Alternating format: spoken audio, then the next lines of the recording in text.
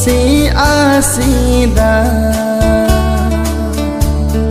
Prabhu nami oi bapun si kan biki O tai bang pan se kari oi gani Pap na than laba Prithivi asi se Mi oi ba pun si khong sat ka dum no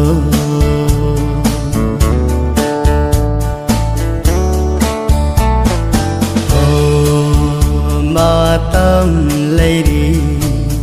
ngày asida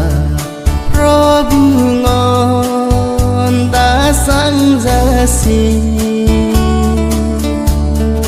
Ma tâm na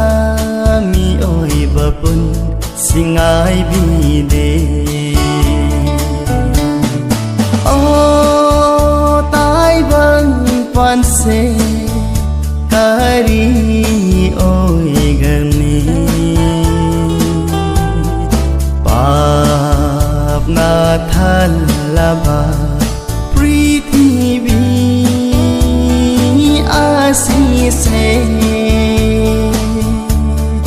Mi oi ba pun si khong sat ka dum no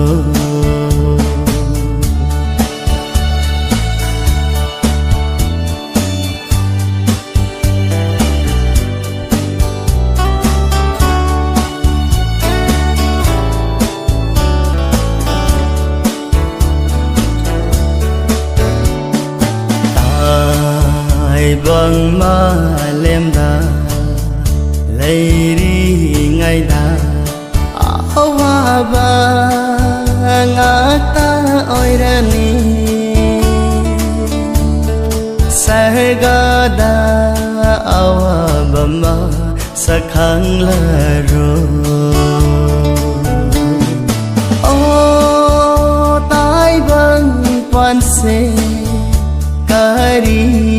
oi gani Pap na than laba Prithivi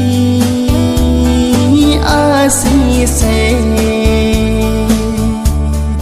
Mi oi ba pun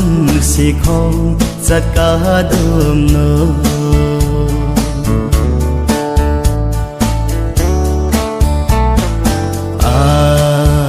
Rồi ba ma tâm du la pada Pap ki sang sarasida Amam angan khai bi gani Prabhu